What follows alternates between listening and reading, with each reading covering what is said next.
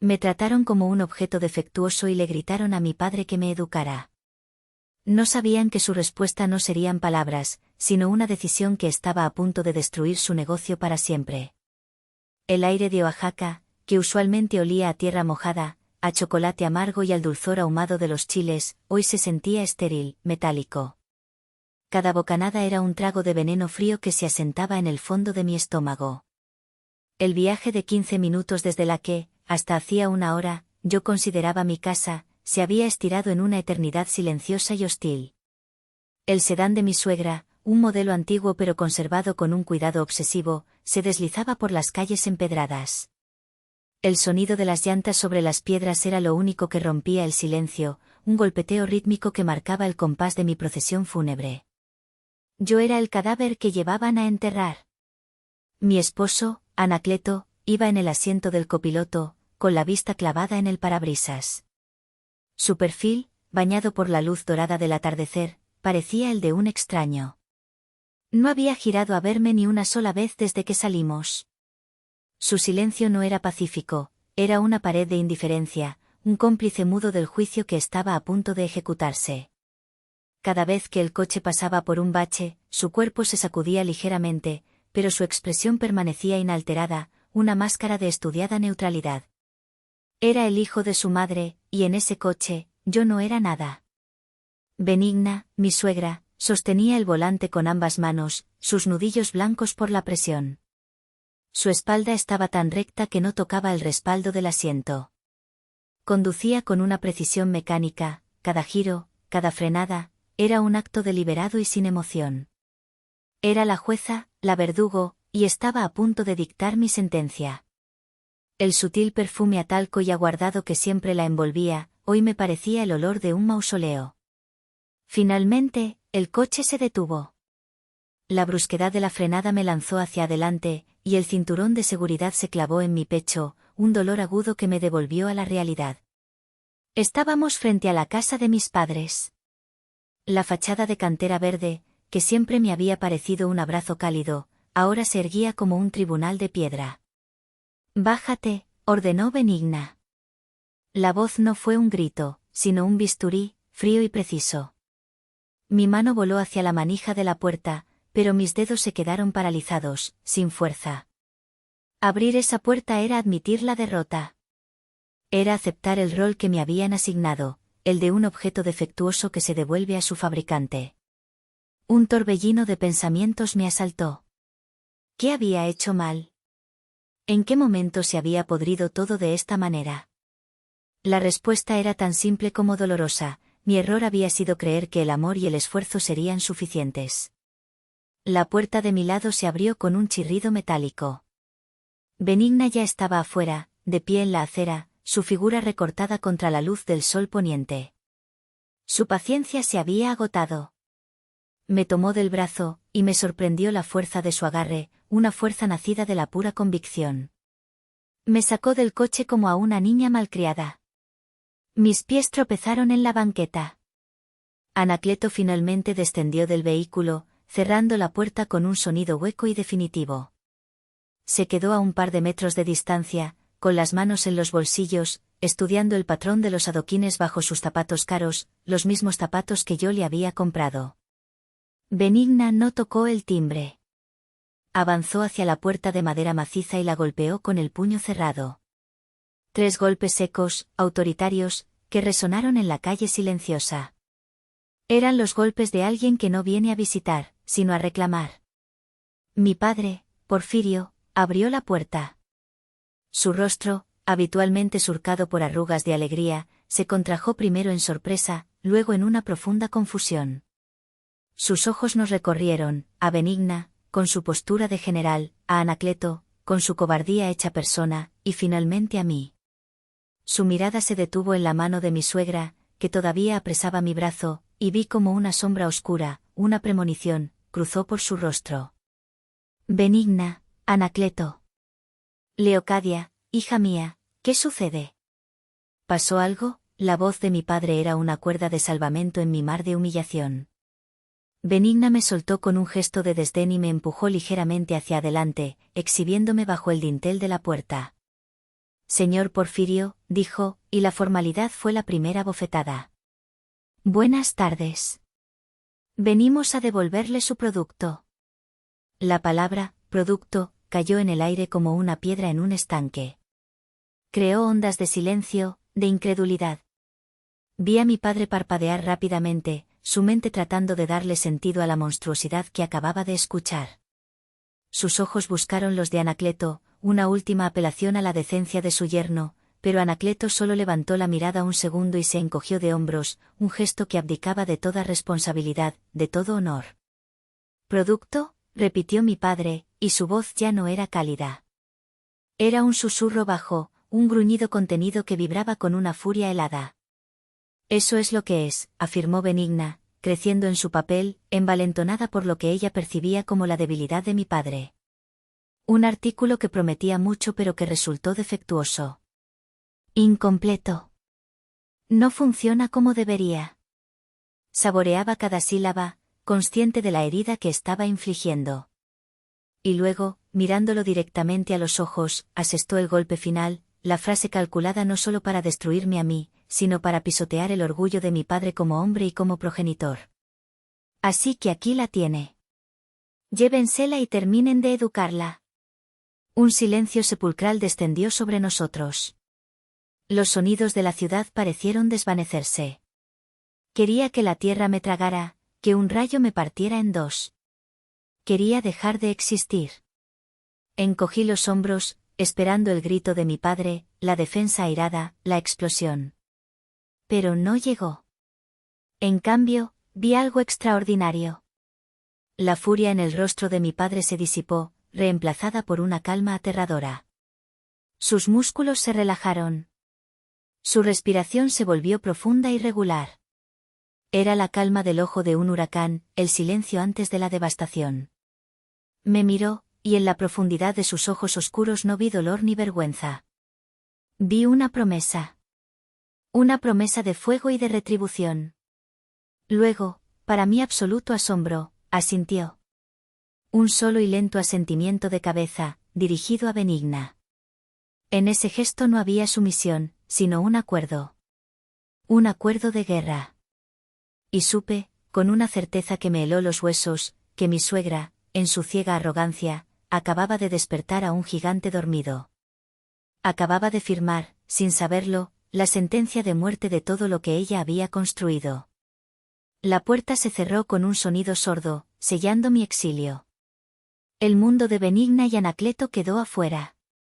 Adentro, en la penumbra familiar de la sala de mis padres, me derrumbé.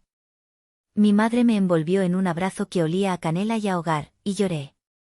Lloré con la desesperación de una niña perdida, hasta que mis pulmones ardieron y mis ojos se hincharon.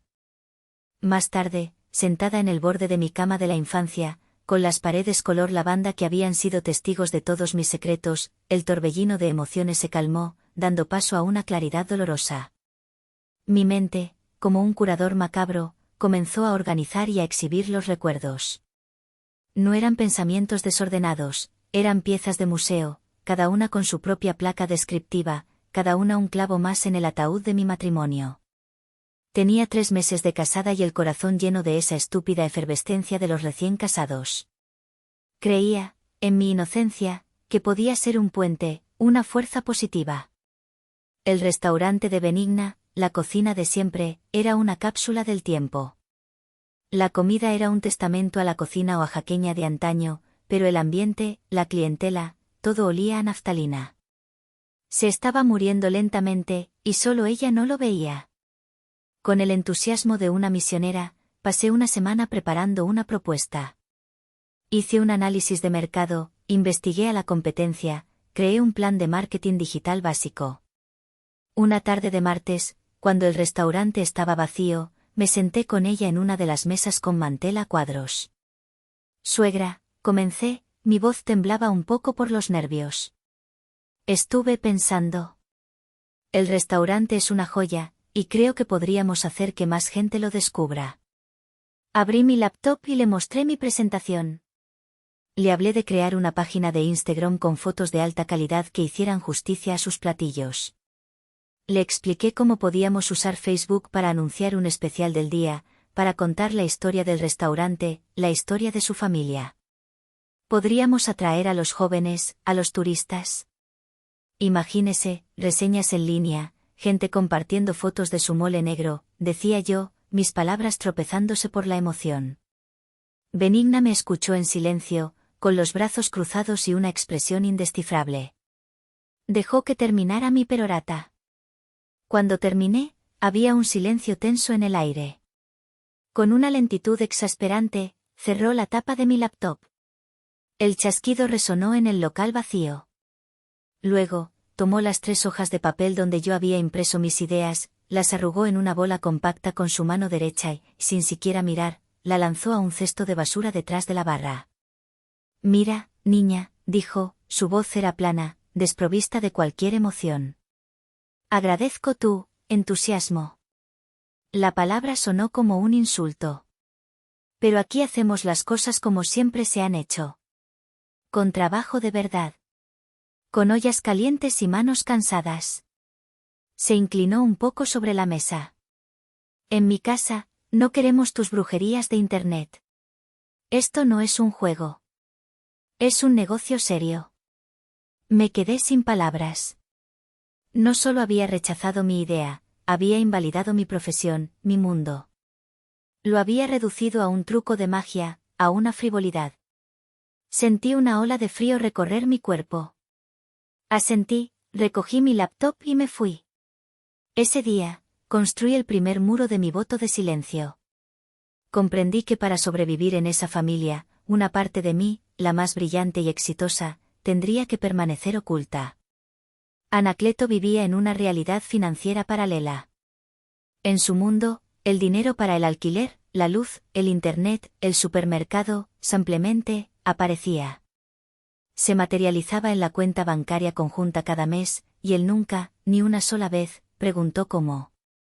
Su sueldo del restaurante, que Benigna le pagaba religiosamente, era su dinero de bolsillo, destinado a sus verdaderas prioridades, la mensualidad de su coche, ropa de marca que no necesitaba y cervezas con amigos que se quejaban de sus propias esposas. Yo era el fantasma en su máquina financiera. El proveedor invisible.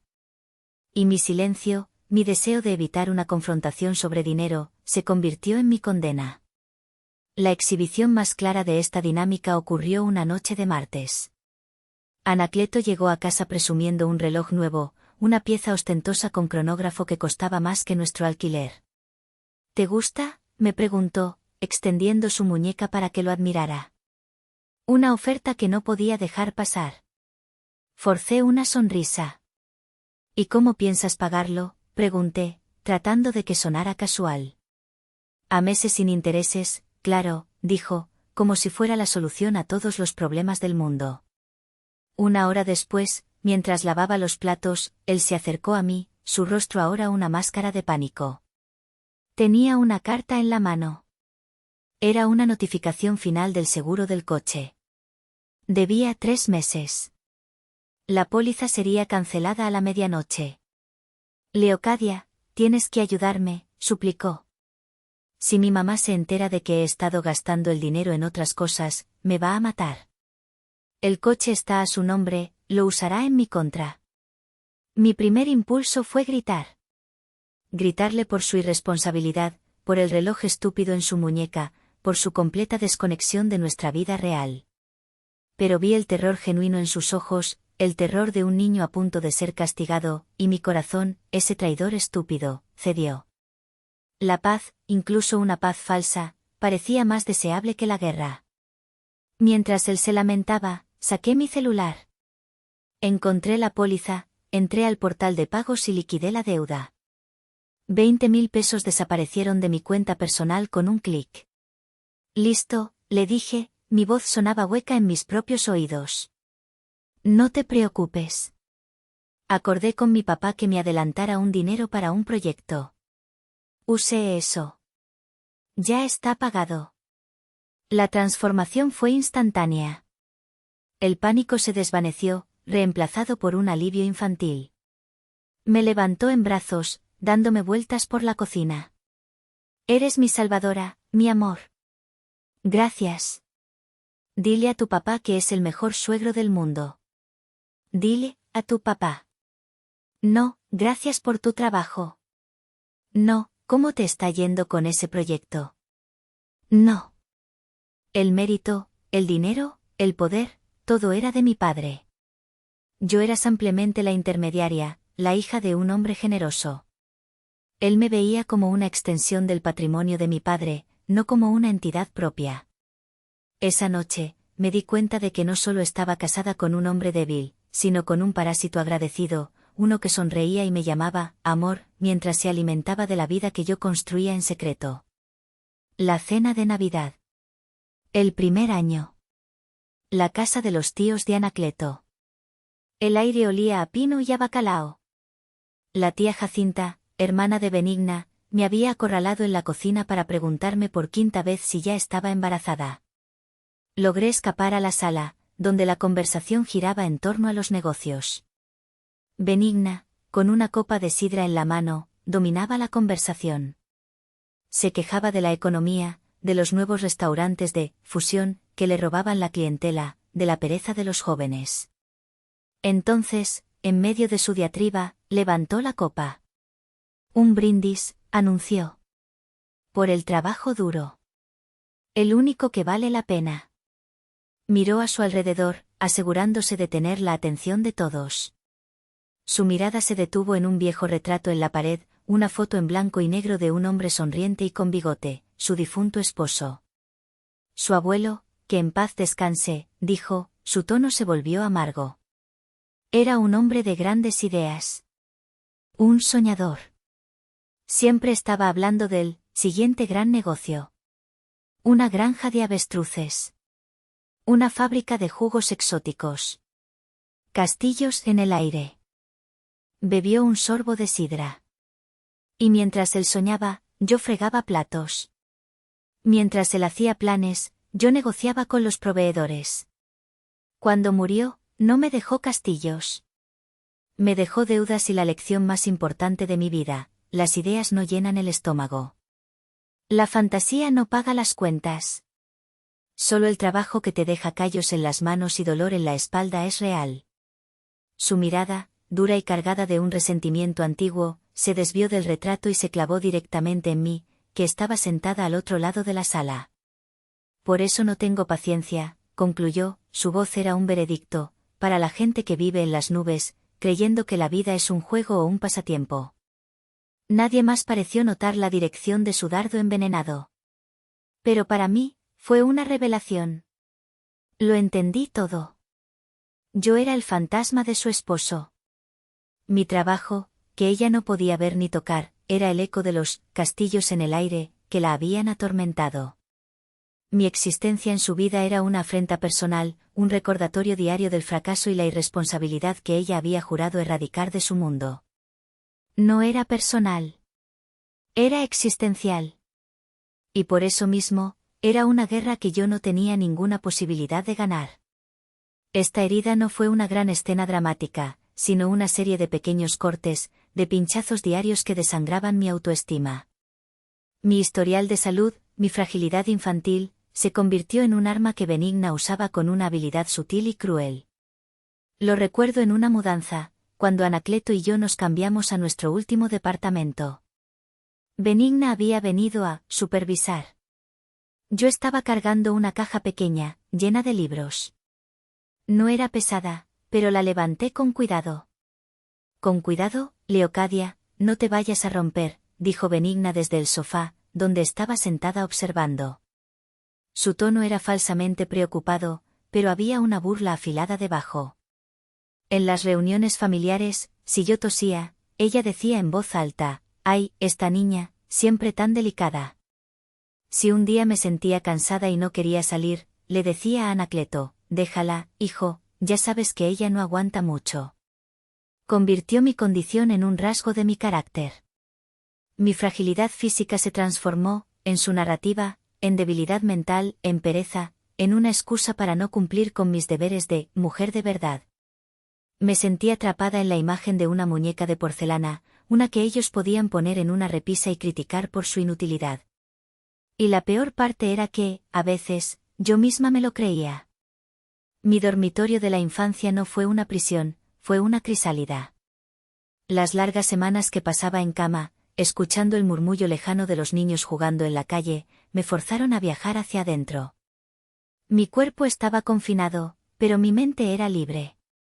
Y esa mente, ávida de experiencias, encontró su vehículo en una vieja laptop que mi padre, Porfirio, rescató de su oficina. Esa máquina, lenta y con una pantalla parpadeante, se convirtió en mi portal a un universo infinito. Devoraba información. Leía sobre historia, ciencia, arte. Y, sobre todo, leía sobre comida. La gastronomía de Oaxaca, tan rica y compleja, se convirtió en mi obsesión. No podía recorrer los mercados, así que memorizaba los nombres de los chiles y las hierbas. No podía visitar los restaurantes, así que coleccionaba menús y leía reseñas, tratando de imaginar los sabores en mi paladar. El sabor oculto nació de esa hambre, de esa necesidad de participar en el banquete de la vida, aunque fuera a distancia. Al principio, era un simple blog, un diario anónimo. Escribía con una mezcla de rigor académico y pasión personal. Escribí un ensayo de 3000 palabras sobre las 7 variedades de mole. Un artículo sobre la historia prehispánica de los chapulines. Una oda a la tlayuda. Mi primer post viral fue inesperado. Fue una pieza sencilla sobre los diferentes tipos de sal que se usan en la cocina oaxaqueña, incluyendo la exótica sal de gusano. Describí sus notas ahumadas, su textura crujiente, su historia. A la mañana siguiente, me desperté y vi que el post había sido compartido miles de veces. Chefs de la Ciudad de México, críticos gastronómicos de Los Ángeles, foodies de todo el mundo estaban hablando de él. Fue una sensación embriagadora. Por primera vez, mi voz, una voz que a menudo se sentía pequeña y débil, había resonado con fuerza. Ese fue el punto de inflexión. El blog dejó de ser un pasatiempo y se convirtió en una misión. Me profesionalicé. Invertí en una buena cámara, aprendí sobre SEO, sobre estrategias de redes sociales. La audiencia creció de manera exponencial. Las marcas empezaron a llamar. Primero fueron pequeñas empresas locales, luego grandes corporaciones de alimentos. Querían que probara sus productos, que creara recetas, que fuera su embajadora. Ahora, de vuelta en esa habitación, abrí mi MacBook Pro, una bestia de titanio y silicio que contrastaba con el recuerdo de aquella vieja laptop. Accedí al panel de control de mi negocio. Los números en la pantalla, fríos y objetivos, contaban la verdadera historia de la inútil de Leocadia. Seguidores, la comunidad de El Sabor Oculto sumaba 2.1 millones de almas en Instagram, Facebook y mi blog personal. No eran seguidores pasivos. Eran una comunidad activa, comprometida. Mis recomendaciones podían llenar un restaurante o agotar un producto en cuestión de horas. Eran mi ejército silencioso y leal. La cifra final, después de colaboraciones, publicidad programática y consultorías, era de $9,450. Hice la conversión mental, un hábito que había desarrollado como un ancla a la realidad. Casi 190,000 pesos. Una risa seca, casi un sollozo, escapó de mi garganta. 19 veces. Ganaba 19 veces más que la cifra que le había susurrado a Benigna para comprar una paz que nunca existió. La ironía era tan espesa que casi podía masticarla. Pero la verdadera manifestación de mi poder no residía en las cifras de una pantalla. Reside en el impacto tangible que había logrado, un impacto que había canalizado, como un río secreto, hacia el negocio de la persona que más amaba en el mundo, mi padre. Distribuidora El Sol era el legado de mi abuelo, el orgullo de mi padre. Porfirio era un hombre de producto. Podía distinguir la calidad de un grano de maíz con solo sentirlo. Pero el marketing era un idioma extranjero para él. Su pequeño restaurante adjunto a la bodega era su laboratorio, un lugar donde los clientes podían probar la excelencia de su materia prima. Y ahí es donde mi mundo oculto y su mundo tangible convergieron. Empecé mi campaña silenciosa. Primero, Fue un artículo profundo sobre el queso de hebra artesanal que él distribuía. Detallé el proceso, la familia que lo producía, las notas de sabor. Incluí una nota al final: el único lugar en la ciudad donde se puede probar este queso en su máxima expresión es en el showroom de distribuidora El Sol. En una semana, mi padre tuvo que duplicar su pedido de queso. Luego, ataqué con el tasajo. Produje un vídeo corto y dinámico, mostrando el proceso de secado al sol, la textura, la versatilidad. Lo subí a Instagram Reels. El vídeo obtuvo 1 millón de visualizaciones. Los pedidos de tasajo de restaurantes de todo el país inundaron la distribuidora. Mi obra maestra fue con una nueva salsa matcha que mi padre estaba desarrollando. Creé una campaña de intriga durante una semana, publicando fotos macro de los ingredientes, pistas sobre su sabor. El día del lanzamiento, publiqué la receta de un platillo que usaba la salsa y anuncié que el restaurante de mi padre la serviría durante un solo fin de semana. La gente hizo fila durante 2 horas para probarla. Agotaron la producción de un mes en 2 días. Mi padre, maravillado, atribuía el éxito a una nueva generación que valora la calidad. Me daba las gracias por hablar bien de nosotros con tus amigos. No tenía idea de que mis amigos eran una legión, que yo era la arquitecta invisible de su nueva prosperidad. La brujería de Internet, que Benigna despreciaba, era el cimiento sobre el que se estaba construyendo la envidia que la corroía. Mi mayor secreto era también mi mayor poder. Y estaba a punto de ser desatado. La chispa que incendió la pradera llegó desde el lugar más inesperado, Hollywood. Bueno, no exactamente Hollywood, sino su equivalente en el mundo culinario, una serie de Netflix. Mark Harrison, un carismático chef y trotamundos de Texas, presentaba Crónicas del Sabor, un programa que había convertido a cocineros callejeros en celebridades globales. Y su nueva temporada, dedicada a México, eligió Oaxaca como su primer episodio. La ciudad se llenó de una energía eléctrica. ¿Qué lugares elegiría? ¿Qué moles probaría? El equipo de producción del programa, en su búsqueda de autenticidad, había contactado a El Sabor Oculto meses atrás. A través de un correo electrónico encriptado, me pidieron una lista de recomendaciones, los lugares que los locales aman, no las trampas para turistas. Les di mi lista honesta, y en ella, con el corazón lleno de orgullo, incluí el modesto restaurante de mi padre. El episodio se estrenó un jueves por la noche. La ciudad entera parecía estar viéndolo. Anacleto y yo estábamos en la sala. Él estaba absorto en un partido de fútbol en la televisión principal.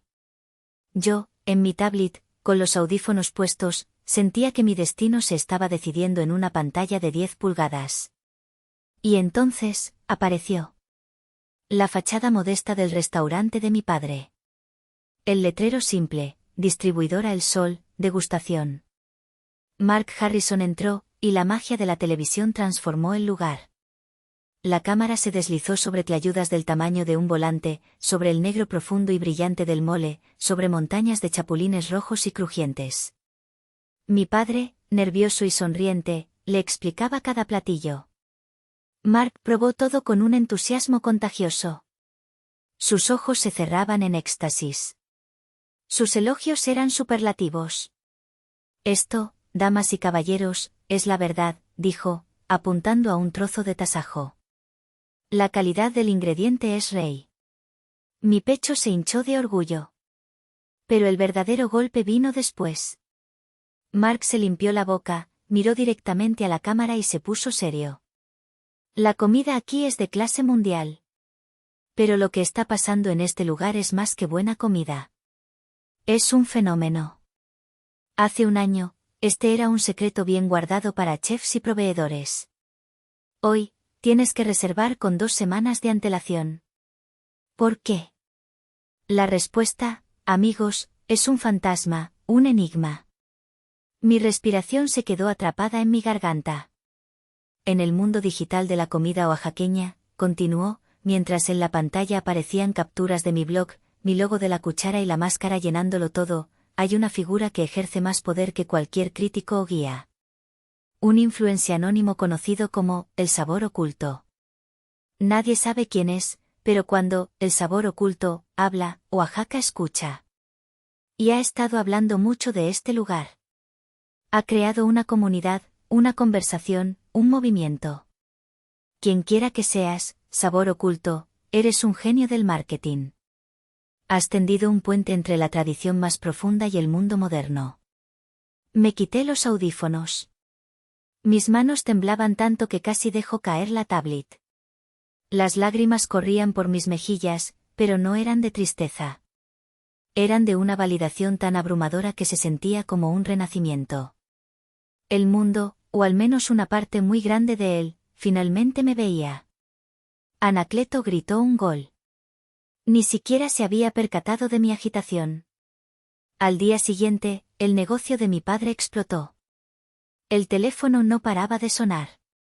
Correos electrónicos de distribuidores de Estados Unidos, de Europa. Turistas haciendo fila en la calle. Mi padre estaba en un estado de shock feliz. Me abrazó y me dijo, no sé qué está pasando, hija, pero gracias por traer a tus amigos. Pero la fama es una onda expansiva, y sus efectos no siempre son benignos. La misma ola que levantó a mi padre, se estrelló con una fuerza destructiva contra las costas de la cocina de siempre. El viernes por la noche, pasé por el restaurante de mi suegra para recoger a Anacleto para ir al cine. Al entrar, me golpeó el silencio. El lugar, que debería haber estado bullicioso en un viernes, estaba casi vacío. Un par de turistas despistados en una esquina. Una familia local comiendo en silencio. Detrás de la barra, en un pequeño televisor colgado de la pared, estaban repitiendo el episodio de Crónicas del Sabor. Justo el segmento sobre el restaurante de mi padre. Benigna estaba de espaldas a mí, de cara al televisor. Estaba puliendo una copa de vino con un trapo, una y otra vez, con un movimiento lento y repetitivo que era casi hipnótico. En la pantalla, la cara sonriente de Mark Harrison llenaba el cuadro. Su voz retumbaba en el local silencioso, un genio, un fenómeno. Vi los hombros de Benigna tensarse. Su mano se detuvo. Sus nudillos, apretando la copa, se pusieron blancos como el mármol. No se giró. No acusó mi presencia. Se quedó allí, inmóvil, mirando la imagen de su rival bañado en la gloria internacional. Una de las camareras se me acercó, nerviosa.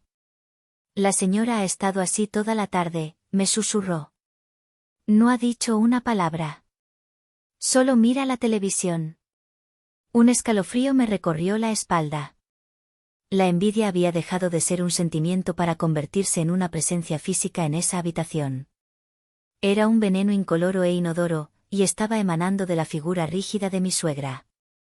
Su silencio era más aterrador que cualquier grito.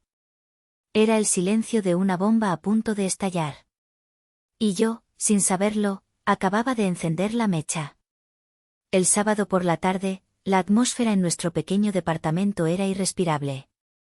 Yo intentaba trabajar, tecleando respuestas a un torrente de nuevos correos electrónicos y solicitudes de colaboración, pero mis dedos se sentían torpes, mi mente dispersa. La imagen de Benigna, petrificada por el odio frente al televisor, se proyectaba sobre la pantalla de mi laptop.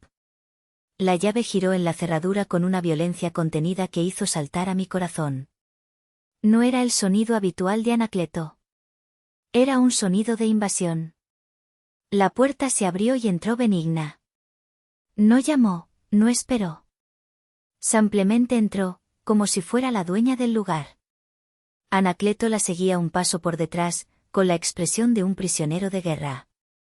Sus ojos me encontraron inmediatamente, sentada en el pequeño escritorio que había instalado en un rincón de la sala. Su mirada barrió el espacio, deteniéndose en mi laptop, en los papeles, en la taza de té a medio beber. Era la mirada de un inspector de sanidad buscando gérmenes. Así que este es el cuartel general, dijo, su voz era seda helada. Dejó su bolso sobre la mesa del comedor. El golpe de la piel contra la madera sonó como un disparo de salida. El lugar donde la gran genio mueve los hilos. Cerré la tapa de mi laptop. Un gesto instintivo de protección. Suegra, bienvenida. No la esperábamos, dije, mi voz sonando falsamente alegre. Claro que no me esperaban, replicó, avanzando hacia mí. Se detuvo frente a mi escritorio, bloqueando la luz de la ventana. Los secretos prefieren la oscuridad, ¿no es así, Leocadia? No sé de qué habla, mi voz era un susurro. El manual de supervivencia se había activado: negar, minimizar, desescalar. No te hagas la inocente conmigo, su voz subió un decibelio. Toda la ciudad se está riendo de mí. De mí. Hablan del restaurante de tu padre, del milagro, del fantasma, que lo hizo famoso. Y resulta que el fantasma vive bajo el techo de mi hijo y se pasa el día entero pegada a esa máquina. Es mi trabajo, dije, la palabra me supo a ceniza. ¿Por qué me sentía culpable por decir la verdad? ¿Trabajo? Soltó una carcajada que no tenía nada de divertido. Era un sonido agudo, metálico. ¿Llamas a eso trabajo? El trabajo es lo que yo hago, 16 horas de pie, con el calor de la cocina, lidiando con proveedores y empleados. Eso es trabajo. Lo tuyo es un pasatiempo. Un hobby caro que mi hijo está pagando. Busqué la mirada de Anacleto. Era mi última esperanza. Dile, le supliqué con los ojos. Dile que no es así. Pero él no podía sostener mi mirada. Se quedó de pie junto a la puerta, examinando una grieta en la pintura de la pared como si fuera la cosa más fascinante del mundo. Me había abandonado. Estaba sola. Benigna se inclinó, apoyando las palmas de sus manos en mi escritorio. Su rostro quedó a escasos centímetros del mío. Pude oler el laque de su peinado, la menta de su aliento. Voy a ser generosa, siseó, su voz bajó a una confidencia amenazante. Voy a darte una oportunidad para que seas honesta. Por primera vez en tu vida, quizás. Hizo una pausa, dejando que el peso de sus palabras me aplastara. Quiero saber la verdad. ¿Cuánto ganas, ¿Cuánto dinero real te deja tu jueguito? El pánico me atenazó. Mi mente era un torbellino de cifras. La cifra real, la que me liberaría y me condenaría al mismo tiempo. Y las mentiras, las pequeñas mentiras que podría decir para sobrevivir a este momento. Mi instinto de toda la vida, el de la niña enfermiza que aprendió a no dar problemas, el de la esposa que aprendió a no provocar, tomó el control. Elegí la paz. Elegí la mentira. No es mucho, de verdad, balbuceé, retrocediendo en mi silla. Una cifra, gritó, y esta vez golpeó el escritorio con el puño. Mi taza de té vibró, derramando un pequeño charco sobre mis papeles. Cerré los ojos. Y de mi boca salió la cifra que sellaría mi destino. La mentira más estúpida, más insultante, la que me pareció más segura. A veces unos 10,000 pesos, suegra. Depende del mes, si sale algún proyectito. El silencio que cayó después fue absoluto, pesado, como el aire antes de un terremoto. Abrí los ojos. Benigna me estaba mirando con una expresión que nunca olvidaré. No era solo furia. Era una especie de triunfo grotesco. La confirmación de todo lo que siempre había querido creer sobre mí. Se enderezó lentamente, y una sonrisa torcida, llena de desprecio, se dibujó en sus labios. ¿10.000 pesos? Repitió, casi saboreando la cifra. ¿10.000 miserables, patéticos pesos? Sacudió la cabeza, como si no pudiera creer la enormidad de mi inutilidad. ¿Y por esa miseria, te atreves a llamarlo trabajo? Por esa limosna, has tenido a mi hijo viviendo en este departamento mediocre, pagando tus caprichos, mientras tú juegas a ser importante? Se giró hacia Anacleto, que seguía petrificado junto a la puerta. ¿La oyes, hijo? Esta es la mujer con la que te casaste. Una carga. Una sanguijuela que ni siquiera es buena chupando sangre. Luego, su mirada de acero volvió a mí. Se acabó. Se acabó la farsa. No voy a tolerar a una sanguijuela en mi familia ni un minuto más. Empaca tus cosas. Lo que quepa en una maleta. Te llevamos de vuelta a la casa de tus padres. A ver si ellos pueden terminar el trabajo que dejaron a medias. El eco de la puerta del sedán al cerrarse fue el sonido de un capítulo de mi vida terminando de la forma más brutal posible. Me quedé en la acera, con una pequeña maleta a mis pies y el peso de una humillación tan grande que amenazaba con aplastarme. Mi padre, Porfirio, no pronunció una sola palabra de consuelo superficial. No dijo, todo estará bien, o, ¿cómo te atrevieron? Su silencio era más elocuente. Puso un brazo pesado y reconfortante sobre mis hombros y me guió hacia el interior de la casa que había dejado como una novia ilusionada y a la que ahora regresaba como un paquete devuelto. Mi madre, al verme, dejó escapar un sollozo ahogado y me envolvió en sus brazos. Fue en ese abrazo, que olía a hogar, a tortillas recién hechas y a un amor incondicional, donde finalmente me permití romperme. Lloré con una violencia que me sorprendió a mí misma. Lloré por mi matrimonio fallido, por mi dignidad pisoteada, por los 2 años de mentiras y silencios. Lloré hasta que el dolor se convirtió en un agotamiento sordo. Cuando finalmente me calmé, me encontré en el sofá de la sala, envuelta en una manta, con una taza de té de azahar humeando entre mis manos temblorosas. Mis padres estaban sentados frente a mí. Mi madre me miraba con una infinita compasión. Pero la mirada de mi padre era diferente. No había lástima en sus ojos. Había una furia tranquila, una resolución dura como el granito. Fue él quien rompió el silencio. Su voz era grave, cada palabra pesada con una convicción inquebrantable. Leocadia, dijo, y yo levanté la mirada. Quiero que me escuches con mucha atención. No eres un producto defectuoso. No eres incompleta. No eres un error. Eres mi hija. Y eres lo más inteligente, fuerte y valioso que este mundo me ha dado. Cada palabra fue un bálsamo, una pieza que reconstruía los fragmentos de mi autoestima destrozada. Se inclinó hacia adelante, sus manos, grandes y callosas por años de trabajo, se entrelazaron sobre sus rodillas. Toda mi vida, continuó, y su voz se quebró por un instante, me he sentido culpable. Culpable por cada vez que te dio fiebre, por cada semana que pasaste en cama viendo el mundo a través de la ventana. Me sentía culpable por no poder darte un cuerpo más fuerte, un mundo más grande para que lo conquistaras. Hizo una pausa, y sus ojos oscuros se encontraron con los míos. Vi en ellos el dolor de un padre que se siente impotente. Me equivoqué, hija. Fui un ciego. Mientras yo me lamentaba, tú, en silencio, construiste tu propio mundo. Uno más grande y más poderoso de lo que yo jamás podría haber imaginado. No eres frágil. Eres una constructora de imperios. Y yo, tu padre, no voy a permitir que nadie, nunca más, te trate como si fueras menos que eso. La intensidad de sus palabras me dejó sin aliento. Vi a mi padre, no como el hombre amable y trabajador que siempre había conocido, sino como una fuerza de la naturaleza, una montaña que había decidido moverse. Se levantó con una lentitud deliberada y caminó hacia su pequeño estudio contiguo a la sala. Descolgó el auricular del teléfono de su línea de negocios, un viejo aparato negro de disco que se negaba a reemplazar. Marcó un número de memoria, sus dedos moviéndose con una certeza absoluta. Ernesto, habla Porfirio, dijo al teléfono.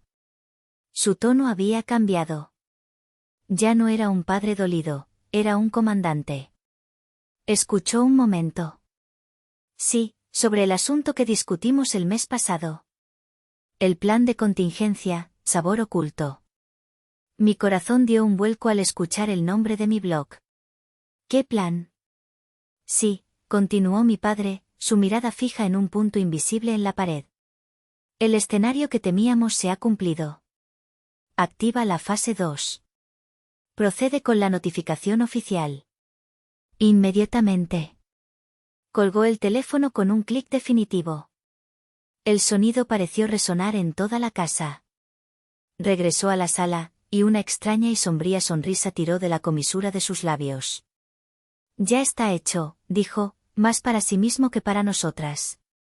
¿Qué está hecho, Porfirio?, preguntó mi madre, su voz llena de aprensión. Mi padre se sentó de nuevo, me miró y me guiñó un ojo. Digamos que acabo de recordarle a algunas personas que en los negocios, como en la vida, nunca debes subestimar el producto que no entiendes. No sabía exactamente qué significaba, pero una corriente eléctrica recorrió mi cuerpo. El engranaje de una maquinaria poderosa y desconocida acababa de ponerse en movimiento. Y por primera vez, no sentí miedo. Sentí poder. Pasaron 2 días. 2 días de un limbo surrealista en la casa de mis padres. Porfirio se movía con una calma ominosa, atendiendo sus negocios como si nada hubiera pasado. Yo, por mi parte, empecé a reconectar los hilos de mi propia vida. Respondí correos, revisé contratos. El mundo de El sabor oculto seguía girando, ajeno al cataclismo de mi vida personal. Fue un consuelo extraño. Anacleto me había enviado una docena de mensajes de texto, todos variaciones de «tenemos que hablar», pero no había llamado. No me sorprendió. Era un cobarde. La explosión ocurrió el martes por la mañana. La escena, como me la imaginé después, debió ser casi teatral. La cocina de siempre, a la hora del almuerzo, con apenas 3 mesas ocupadas. Benigna, con su perpetuo delantal almidonado, supervisando la sala con ojos de águila, buscando cualquier imperfección para justificar su mal humor. Anacleto, probablemente en la cocina, estorbando más que ayudando. Fue entonces cuando entró el mensajero. Un joven con un uniforme oficial, llevando una carpeta de cuero. Se dirigió directamente a la caja, donde Benigna estaba contando el escaso efectivo del día. Entrega para el señor Anacleto Reyes y la señora Benigna Morales, anunció. Benigna firmó con un gesto impaciente, arrancando los 2 sobres de la mano del joven. Abrió el que iba dirigido a su hijo primero. Sus ojos escanearon el documento. Eran los papeles de la demanda de divorcio. Su rostro se ensombreció, pero había una especie de satisfacción en su mirada. Era el resultado que ella misma había provocado. Luego, abrió su propio sobre. Y fue ahí cuando el mundo se inclinó sobre su eje. No era una carta de un abogado.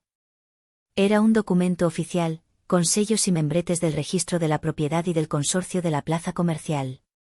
Era una notificación formal de terminación de contrato de arrendamiento. Tenía 60 días para desalojar el local que había ocupado durante 30 años. El motivo citado era escueto y brutal: reurbanización de la plaza comercial por requerimiento del socio estratégico principal. Benigna leyó la frase una y otra vez. Socio estratégico principal.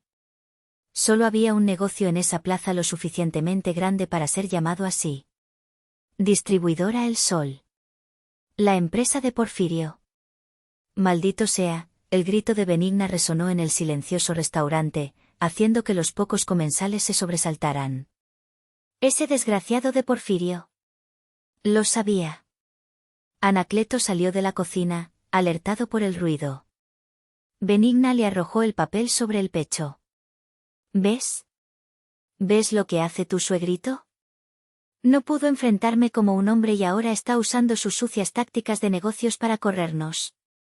Está presionando al dueño, al viejo Martínez, para que nos saque. Para Benigna, el tablero de ajedrez era claro. Era una jugada predecible, aunque cruel. Porfirio, herido en su orgullo, estaba usando su influencia como el inquilino más grande de la plaza para forzar la mano del propietario. Era una guerra de desgaste, una táctica de intimidación. Y ella, en su arrogancia, creía entender perfectamente el juego. Creía que podía contraatacar. No se va a salir con la suya, siseó, su mente ya trabajando, buscando una estrategia, un abogado, una forma de luchar. Cree que puede asustarnos, pero no sabe con quién se metió. Esto es competencia desleal. Vamos a ir a su oficina. Vamos a confrontarlo. Va a saber lo que es meterse con Benigna Morales. Anacleto, pálido y confundido, asintió. ¿Qué vamos a decirle? Le diremos la verdad, exclamó Benigna, su voz llena de una furia justa y equivocada. Le diremos que no vamos a dejarnos intimidar por sus juegos de poder. Que retire su amenaza o lo veremos en los tribunales.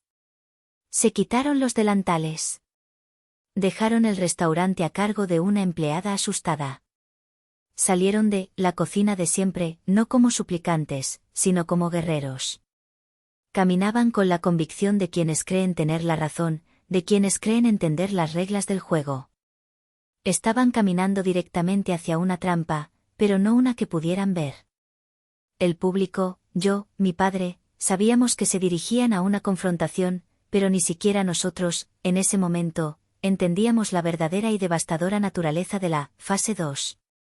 Estaban a punto de jugar ajedrez contra un oponente que, sin que ellos lo supieran, era el dueño del tablero, de las piezas y de las reglas. La oficina de mi padre en la sede de Distribuidora El Sol es un espacio de poder silencioso. Grandes ventanales que dan a los muelles de carga, muebles de madera oscura y el único adorno es un mapa masivo de Oaxaca y sus regiones. Es el cuarto de un general. Yo estaba allí, sentada en un sillón de cuero en la esquina, cuando irrumpieron. La secretaria de mi padre, una mujer estoica que había trabajado para él durante 20 años, intentó detenerlos, pero Benigna la apartó como si fuera una mosca. Porfirio, ladró Benigna, agitando la carta de desalojo en el aire como si fuera un arma. ¿Qué es esto? ¿Qué clase de cobarde eres, atacando mi negocio por la espalda? Mi padre, que estaba de pie junto al ventanal, de espaldas a ellos, observando un camión que estaba siendo cargado. No se inmutó. Terminó de observar la maniobra y solo entonces se giró, con una lentitud que debió haberlos exasperado. En su rostro no había ni una pizca de la furia que ellos esperaban. Había una calma casi clínica, la de un cirujano a punto de empezar una operación delicada. Benigna. Anacleto, saludó, su voz era uniforme. ¿A qué debo el disgusto? No te hagas el cínico, replicó Anacleto, tratando de inflar el pecho. Sabemos que hablaste con el señor Martínez. Sabemos que lo estás presionando para que nos saque. Te vamos a demandar hasta por el aire que respiras. Esto es un abuso. Mi padre los dejó hablar. Les permitió vaciar todo su cargamento de acusaciones, de amenazas legales, de epítetos. Escuchó con una paciencia infinita, asintiendo de vez en cuando, como un psicólogo escuchando los delirios de un paciente. Yo permanecí en silencio, mi corazón martilleando contra mi pecho. La obra estaba llegando a su clímax. Cuando finalmente se quedaron sin palabras, jadeando por el esfuerzo, Porfirio caminó lentamente hacia su escritorio. No se sentó. Se apoyó en el borde, quedando a la misma altura que ellos. ¿Han terminado?, preguntó cortésmente. Bien. Porque todo lo que han dicho se basa en una premisa fundamentalmente equivocada. Los miró a ambos, uno por uno. Están hablando con la persona equivocada. Benigna frunció el ceño. ¿De qué demonios hablas? Digo, explicó mi padre con una paciencia didáctica, que yo no tengo ningún poder para presionar al dueño de la plaza. Sería inútil. Deberían dirigir sus quejas a la dueña. Con un gesto casi casual, giró el enorme monitor de su computadora hacia ellos. En la pantalla, en alta resolución, se veía una copia digital de las escrituras de propiedad de la totalidad de la Plaza Comercial El Sol. Benigna se acercó, entrecerrando los ojos para leer. Su dedo siguió la línea donde debería estar el nombre de Inversiones Martínez. Pero no estaba. En su lugar, había un nombre que no reconoció, Inversiones Ocultas, SADCB. ¿Qué es esto? ¿Qué es, Inversiones Ocultas?, preguntó, una nota de pánico filtrándose en su voz. Mi padre hizo clic con el ratón. Una nueva ventana se abrió, mostrando el acta constitutiva de la sociedad de inversión. Un organigrama simple. Los nombres del consejo directivo. Y en la cima, en una caja grande y audaz, el título, directora y accionista mayoritaria. Y debajo, un nombre. Leocadia. El sonido que hizo Benigna fue inhumano. Una mezcla de jadeo y gemido. Vi cómo la sangre abandonaba su rostro, dejándolo de un color grisáceo, ceroso.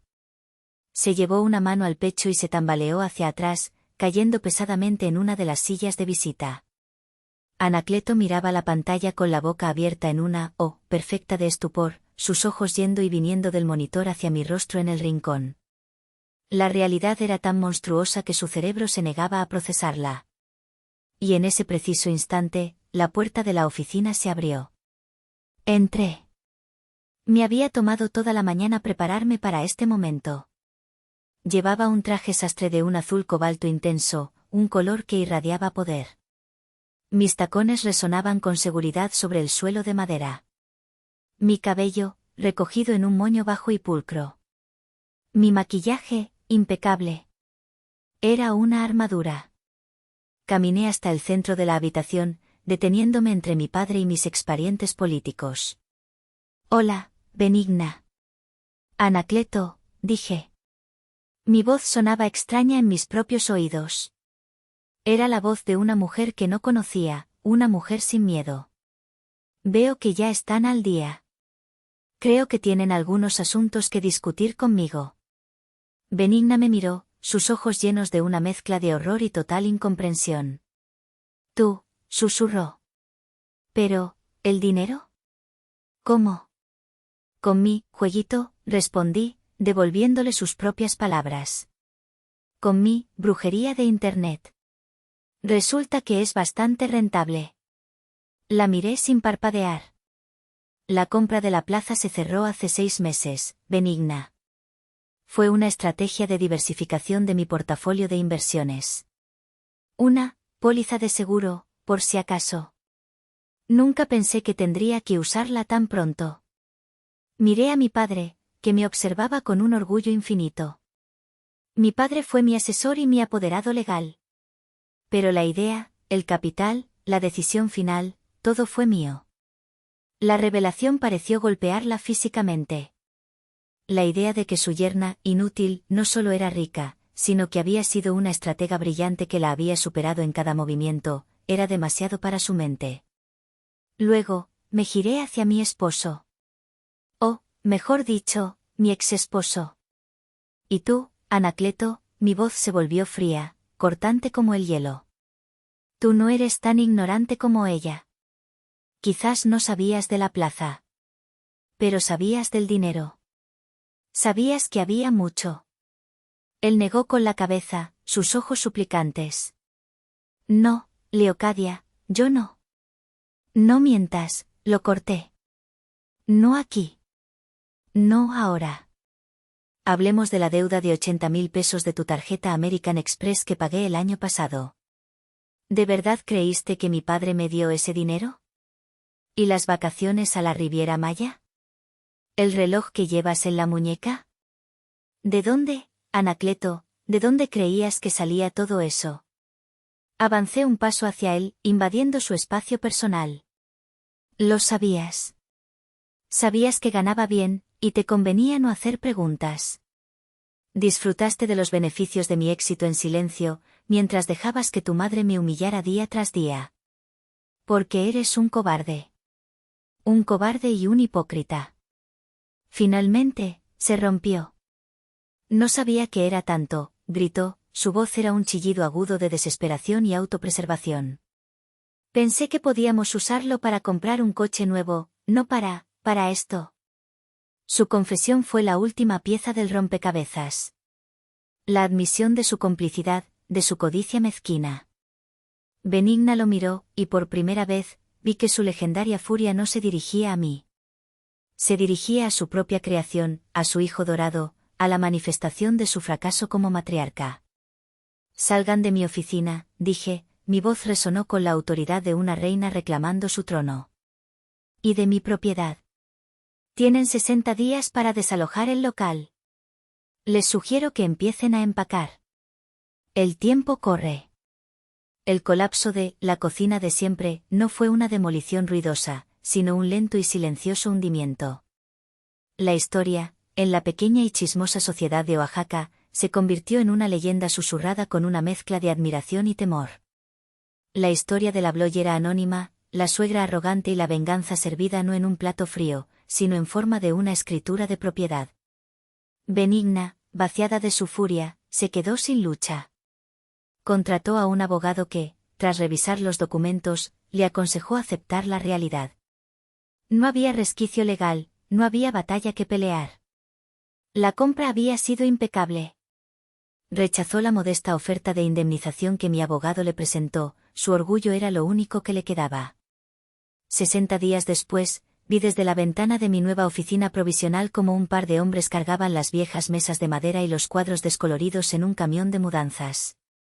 El letrero, la cocina de siempre, fue descolgado, dejando una silueta de suciedad en la fachada. No sentí el triunfo que había imaginado. Sentí una extraña paz, la calma que llega cuando una larga y dolorosa fiebre finalmente cede. El epílogo de Anacleto fue aún más patético. Unos meses después, un amigo en común me contó que lo había visto. Trabajaba como repartidor para una de esas aplicaciones de entrega de comida a domicilio. Conducía una motocicleta pequeña, con una gran caja cuadrada de colores brillantes a su espalda. El hombre que se había avergonzado de mí, trabajo en Internet, ahora era un engranaje anónimo en la maquinaria de la economía digital. La ironía era tan perfecta que resultaba casi cruel. Mientras su mundo se desvanecía, el mío florecía de una manera que nunca había creído posible. Hice pública mi identidad. La historia detrás de El sabor oculto le dio a mi marca una nueva dimensión, una narrativa de empoderamiento que resonó con mi audiencia. Las ofertas se multiplicaron. Ya no era solo una blogger, era una consultora, una estratega de marca, una empresaria. Mi primer acto como la nueva dueña de la plaza fue una declaración de intenciones. Invertí una suma considerable de dinero en su renovación. La rebauticé como Plaza El Sabor. La transformé de un lugar anticuado y sombrío a un vibrante centro gastronómico. Instalé mejor iluminación, jardineras, un pequeño escenario para música en vivo. El restaurante de mi padre se expandió, ocupando el local contiguo, y se convirtió en el ancla del proyecto, un faro de tradición y calidad. Luego, abrí una convocatoria para los otros locales. Busqué a los chefs jóvenes y audaces, a los innovadores, a los que tenían un sueño pero no los recursos. Les ofrecí rentas justas y el poder de mi plataforma de marketing para lanzarlos. La plaza se llenó de vida, de nuevos sabores, de energía. Se convirtió en el lugar de moda de la ciudad. Compré un departamento en el corazón del centro histórico, un espacio bañado de luz con una terraza que ofrecía una vista privilegiada de las cúpulas de la iglesia de Santo Domingo. Por primera vez, sentí que tenía un hogar que era verdaderamente mío, un espacio ganado, no concedido. La niña frágil que construyó un mundo en una pantalla ahora era la dueña de un pedazo muy real y tangible de su ciudad. La mujer que fue devuelta como un objeto roto, ahora era una constructora, una reina en su propio reino. Hay un ritual que he adoptado en mi nueva vida. Cada tarde, cuando el sol comienza a descender y tiñe de color miel la cantera verde de la ciudad, subo a mi terraza. Me sirvo una medida de mezcal reposado, de esos que raspan la garganta y calientan el alma. Me siento en un sillón cómodo y observo. Observo la vida bullir abajo. Escucho la sinfonía de la ciudad, las campanas de la iglesia, la música lejana, las risas de la gente que pasea. Desde aquí, alcanzo a ver la esquina de la Plaza El Sabor. Veo las luces encenderse, las mesas llenarse, el flujo constante de personas que buscan una buena comida, un momento de alegría. He creado algo. Algo bueno, algo que genera belleza y empleo. Algo de lo que estoy, sin lugar a dudas, profundamente orgullosa. Pero no soy ingenua. Sé que los cimientos de este nuevo imperio están mezclados con las cenizas del de otra persona. Para construir mi palacio, tuve que demoler su choza. Para encontrar mi voz, tuve que silenciar la suya. Una parte de mí tuvo que volverse calculadora, implacable, tan dura como las piedras de esta ciudad para poder sobrevivir, y finalmente, para poder ganar. No me arrepiento. El arrepentimiento es un lujo que se paga con insomnio, y yo duermo profundamente por las noches. Pero a veces, en la quietud que precede al sueño, la pregunta regresa, un eco suave en la vasta habitación de mi conciencia. Ellos querían devolverme como si fuera un objeto roto, y yo, en respuesta, me quedé con la tienda entera. Construí mi imperio sobre las ruinas de su desprecio, usé su veneno como combustible para mi cohete. Ahora, con la mano en el corazón, díganme ustedes, ¿fui yo la mala?